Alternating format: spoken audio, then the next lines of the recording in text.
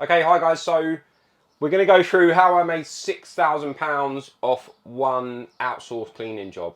Now, I just kind of wanted to get to a position, and it's actually come up off one of my group calls last night, funny enough, where some of the questions that were coming up from the guys on the program was things like, pricing up the bigger work and things like that, like really landing these big contracts. And then I suddenly thought about like some of the really big work that I landed, and I'll do some case studies on these moving forward as well. I can even do like more of an in-depth case study on this really. What I'm going to discuss is Wimbledon Tennis Club. That was a contract that I had for Wilmot Dixon, but only one aspect of the job, just to give you a real understanding of the kind of smaller jobs that you can still get really good margins off the back of, because there's the big work as well where you got the 150,000 pound contracts, and you still, obviously the margins are really good on them, but there's also the smaller work as well where you can still make someone's salary off one job, like monthly salary off one job kind of thing. So we're kind of going to break this down. So the case study that I'm going to go through is Wimbledon Tennis Club, a specific job on that project that I had, and then I'll simply give you an idea on how to replicate this moving forward. All right. So the job that I'm talking about specifically was a steam cleaning job. Okay, so you can look this up. There's something called a DOF steam clean. That's DOFF. There's a few different versions of it now where people have replicated what they do basically. Now it's very specialist. It's very profitable. When we used to charge it out to my clients, it would roughly be about £900 a day that I could put on as the markup, and my contractor cost was £450, there or thereabouts. Some are a little bit more expensive. Depends on the job, because you can use it for like graffiti removal and things like that. This specification specifically was steam cleaning to the stone walls in the car park. So if you don't know about my project with Wimbledon Tennis Club, basically there's the main areas, the All England Lawn Tennis Club, and then there's a practice area. Now again, look this up, you'll see exactly what I'm talking about. The lead contractor was Wilmot Dixon. They were one of my clients. I'll explain to you how I approached them. And specifically, it was the indoor practice arenas that we had the full contract on. And again, very small part of the job, the project was this job here. Okay, so the steam clean to the entire car parks, which was steam cleaning all the walls. They basically had loads of builders crap on. I don't know other way to describe it. There was loads of rubbish on the walls. We had to get it off. The only way to really do that properly in an indoor underground car park was by not smashing loads of water everywhere with pressure washing. If you use a pressure wash, tons and tons of water coming out, it's just going to flood the entire car park. So when you use steam cleaning, obviously we don't have that issue. Simple as that. We just steam clean it off. Simple as that. So I got a contractor quote. Now my contractor quoted me £8,000 to do this entire car park. Okay. I took a look at different aspects on the job. Now the total contract value was something crazy. It was like I can't remember exactly. Try and have a little look on Google. It was like 60 to 80 million, something like that. That was the cost that Wilmot Dixon charged to the All England Lawn Tennis Club. Okay. My total project value worked out around roughly £75,000 on this contract. And then this job was like an additional, essentially an upsell onto the job, optional extra. So contractor cost coming at £8,000. I knew that there was tons of money in this job. I'd already had really good margins on the main project, so I didn't want to take the piss too much. So what I did, I took a look at the job, obviously ascertained my own profit margin, and we'll come to that shortly. And I put on a profit of £6,000 onto that job. Now, bearing in mind, this is a job that come in for me that was an optional extra on the main contract. So I'd already subbed the whole contract, the main contract, which was a builder's clean, had loads of additionals on it as well. But this one job, I knew I had to get a specialist contractor in for. At the time, I think I had to source someone new. I don't think I'd ever worked for them before. So that, that come along with making sure that I found the right contractor and kind of trusting the rates that they were giving me as well, because this was a new service to me. And again, one of the benefits of a service-based business is being able to add on these new services, which is exactly what I did. I saw the optional extra there. I said I'd price for it, thankfully won the job. So yeah, I put on £6,000 on top of that job, and it was, you know, a case with the outsourcing model where you go, there you go, liabilities on you now. You need to get this job across the line, get it signed off by the client. I managed quality control on it because it was a really, really prestigious project for me that I marketed off the back of massively and got loads of work off the back of the project. So my lead generation for this was done by email marketing. Okay. So I targeted, and what I've put here is direct targeting. So it's called specific audience targeting that you can integrate with email marketing. Now, I approached Wilmot Dixon. I also approached a number of other construction companies in a process because there's strategies on how you do it. You don't just ping out 100 emails because you can't track or follow up with any of them. Wilmot Dixon was one of the ones that I really, really wanted to get into because I saw their quality of work. They had some massive projects, and there was a project that I was on for a different firm. It was only a smaller firm based in Essex, and Wilmot Dixon were the main contractor. So I kind of saw that, got speaking to a few people, and then said, right, I'm going to hit them with some email marketing. Now, all it was a few emails with follow-up. Honestly, it sounds really easy, but that's literally all it was. And off the back of that, I had the opportunity to quote for Wimbledon Tennis Club. I did a couple of other projects before, smaller ones. They had an office up in Farringdon in London. I did a deep clean on that for them, which was what wasn't a lot, £750, £800, something like that, only for a day's work. And then a couple of other smaller projects as well. We landed the Metropolitan Police framework with them, so we had the entire framework. Again, check that one out. That was a massive contract for me. And then yeah, had the opportunity to price up Wimbledon Tennis Club off the back of it. So main contractor was Wilmot Dixon. We hit them with email marketing. That's simply how we got into them. We did a few jobs for them and then had the opportunity to quote for this one, which was one of my biggest projects for them. Steam clean to the walls. Now, delivery and quality control on this. Delivery took 7 days for the contractor to get this job done. Now, during that period, I was just really doing check-ins, making sure that the contractor kind of had everything they needed. I ran a bit of a hybrid model where I did a go-to-site sometimes. You know, I know some clients like to just completely avoid it and let the contractor deal with it, which is fine. To be honest, I could have, because the contractor that I used was absolutely amazing, very, very professional, and they got the job done really well. It was a complete outsource. Like I said, I managed quality control, and then we got the client to sign it off. So I was actually there for the walk round with that. So we did a full walk round of the car park. The car park was absolutely huge. Again, see if you can look it up online. I'll see if I've got some pictures as well. But the car park was massive. We did a full hard floor clean on it as well. So we literally walked around this entire car park. There was a few snags. There was a few bits that the client said, yeah, no, we want that done again. We want that done again. It wasn't like literally a few hours work we were talking. There was some rust dripping down off some of the pipes, and it was just quite hard to remove. So we had to introduce a chemical into it as well. Anyway, client signed it off.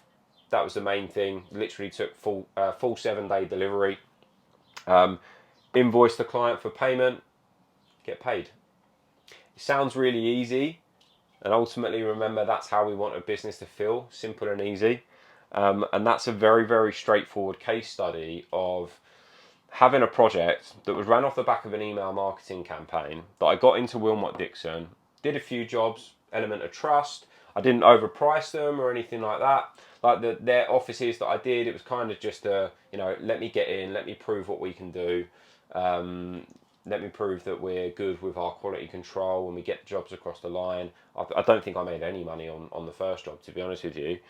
But then that opportunity presents itself into them pricing up Wimbledon Tennis Club. And then having that on your profile, being able to email market and get it on your website and socials and that kind of thing off the back of it. That's literally how easy it can be to land some of these projects. And again, this is what was coming up for some of my guys on the group calls last night. It's, getting into these people. One of the clients had a builder's cleaner, a dentist, and it was a very, very small job. And he said, yeah, we absolutely killed it. Contractor killed it. Absolute fire on the job. Like, everyone was happy. Again, let's start pushing for that bigger work. How do we do that? And this is a prime example. Integrating something like an email marketing campaign into your sales process. The sales process feels really, really easy with inbound lead generation, and we want to continue that business feeling easy, which is why if you integrate something like an email marketing campaign, even if we manage it, send out 3 emails one day, you follow up three days later, things like that, just keeping that business feeling really easy. Because you don't want to hammer it. You don't want to send out 1,000 emails. No one's following up 100,000 emails in 3 days. Absolutely no chance. Unless you've already got a big team behind you and you can, invest loads of money into this. Okay, so how do we replicate this? Okay, so one of the easiest ways to replicate this, and let's literally just go back to bare basics with complete full setup. If you wanted to make £6,000 from one outsourced cleaning job, the first thing you need to do is set up your business. It really is. Register your business, set up your website, this is your online setup framework. So set up website, set up Google My Business. If you don't know about my online setup framework, there's tons of videos on it. Just go through some of the content, you'll understand the online setup framework. Website, Google My Business profile, and obviously you need some insurance as a UK-based business. Step 2, we need to take a look at our contractor network. So, for example, the steam clean, I would have ideally wanted 3 contractors for this service. Now, in all honesty, I didn't, because there was a bit of urgency to the delivery of this, and I found a really good contractor anyway. But 2 to 3 per service gives you the ability to be able to take the initial lead inquiry and pass it off to 3 contractors. That way we have different specifications, we have different costs as well, and then again we can decide which contractor we want to move forward with. Simple as that. 2 to 3 per service. We're going to onboard the contractors with a service agreement. We onboard them with the contract. And like I said, we're going to obtain numerous quotes off the back of that as well. Okay.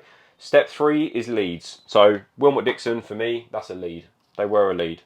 Now we need to launch those leads. So we're going to choose our lead source. So again, remembering that a sales process needs to feel easy. We've got the ability for likes of local services advertising through Google, your email marketing. Obviously, you've got pay-per-click as well that we can utilize. Initially, to kind of replicate this case study exactly, we're going to focus on high margin services. Now, to do that, one of these is required and in a limited capacity. So it will be focused on one specific audience. The way that we set people up is a little bit different, but just for this example, just for targeting like one job like this, focus on the high margin services and then close with scripts. So scripts give you an understanding of kind of where you need to position yourself on the call. Now, if they found us through our email marketing, our lead generation, we've got a good online setup framework as well, then there's that trust element there. There's a trust element that they know that you can get this job done. Now, like when I sent out that email to Wilmot Dixon, I would have had XYZ client we've worked for, check out our website here, and a bit of social proof. You won't always have social proof when you first start the business, obviously. So that will come as we build out the projects, and then we use that on the website as well. So for now, use stock images, things like that, just to keep the website looking clean. And then as you begin to take on this work, again, we'll start building out the website even more. You build out your online setup framework. So we're focusing on the high margin services. We can close with scripts. If you're good at closing anyway, then it's pretty straightforward. Remembering that the work that we do isn't about hard sell. It's not a hard sale. That's not how it works.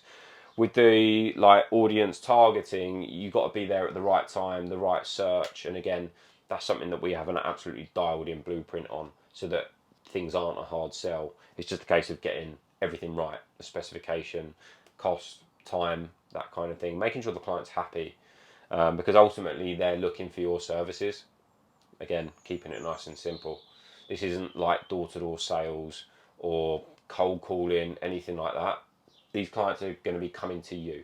And then with specific audience targeting, we can focus on landing the bigger work. What you'll find is this isn't actually that big of a work, of a job or a project. This was pretty much day-to-day stuff for us in the end. It's the contracts where we're talking 50,000 upwards is, again, where we can get to a point where we maintain our focus at. some of my clients, one of them the other day priced up a £75,000 job that he's looking at outsourcing for roughly 50%. That's the kind of work that we can get you to, and that's the kind of work that you want to get to, because again, it makes a business feel easy. We don't have loads and loads of volume. We're looking at high profit margin services, simple as that. Now, the one thing to remember is to ascertain your own profit margins. Okay, this is something that simply needs to be taught, to be honest with you. This was actually taught to me by one of my first business coaches, and obviously now I pass down that knowledge to this day. So, like this, for example, if I had an £8,000 cost come in for the steam cleaning job, and I acted as a middleman, and you know, if you've heard of middleman syndrome, or you just put 10% on top of everything, it makes a very, very boring business and not very profitable. All right, you would have made £800 off 7 days work for doing pretty much nothing, sending out a few emails and landing a client. But your time is worth a lot more than that. You have to value your time that you put into your lead generation, the setup, the way that you run your website, the way that you run your business, the way that you run your lead generation day to day, and the way that you manage quality control with your contractors. Your time is worth a lot more than 10%. I worked out that my time on this job was worth £6,000 in profit to me. And that's where you have to ascertain your own profit margin. Now, for me to teach you that, there's a number of factors that I have to show you within jobs, within projects, within contracts. And it also comes down to your value of time as well. So bear that one in mind. I hope that makes sense, guys. I'll get together some more of these case studies. I think it's really valuable to see like some of the work that I did and some of the work that my clients are doing as well. As always, there's a link below this video with a new training video. We have a new training video out on the website. Click the link below in the comments section. It will take you through to the training video. Check it out. Let me know your thoughts. Comment below on this video. You want to see any more content or anything like that? Give us a shout and we'll crack on. See you soon.